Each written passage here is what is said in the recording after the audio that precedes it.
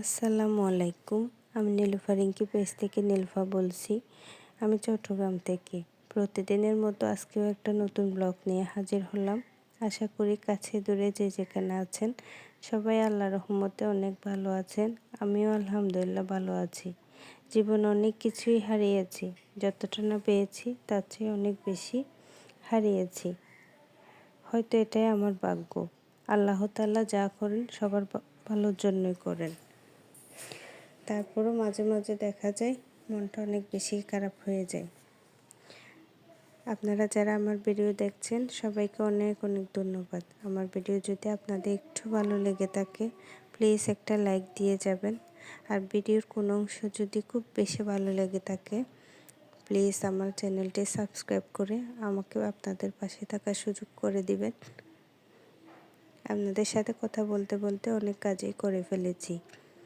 সকালের নাস্তাটা করে নিয়েছি অফ ক্যামেরায়। আসলে ঘুম থেকে উঠেই ভিডিও করতে কষ্ট হয়ে যায়, তাই নাস্তা করার পর ভিডিও অন করলাম। প্রথমে আমি ঘর পরিষ্কার করে নিয়েছি। আসলে ঘর পরিপাটি না থাকলে আমার একটু ভালো লাগে না, তাই যত কষ্টই হোক একা হাতে সব গুছিয়ে রাখার চেষ্টা করি। রুমগুলো এক এক করে গুছিয়ে ঝাড়ু দিয়ে নিয়েছি। ঘর গুছিয়ে নিতে নিতে 12টা বেজে গিয়েছে। এরপর রান্নাঘরে ঢুকে একটা একটা রান্না বসিয়ে দিচ্ছিলাম। প্রথমে আমি মাছ ভেজে নিয়েছি, এরপর রসুন ভেজে শাকটা দিয়ে দিলাম। শাকে আমি একটি মরিচের গুঁড়া আর হলুদের গুঁড়া দিয়েছি। এরপর আমি মাংস রান্না করে নিচ্ছিলাম। মাংসে আমি আলু দিব। এটা মহিষের মাংস ছিল। মহিষের মাংসটা আমি হাত দিয়ে মেখে রান্না করে নিয়েছি।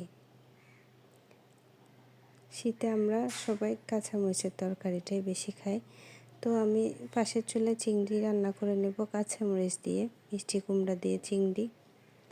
এখন বাজে 2টা, তো ভাবলাম কাজ শেষ হতে হতে আসরের আজান দিয়ে দিবে, তারপর বিকেল হলেই কিছু খেতে চাইবে, তাই বিকেলের জন্য ছোলা ভেজে নিব।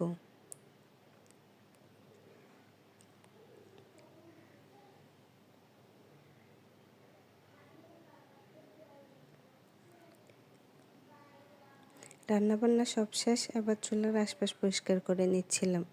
এই ছিল আমার আজকের কাজ। সবাই ভালো থাকবেন, আমাদের জন্য দোয়া করবেন। আল্লাহ হাফেজ।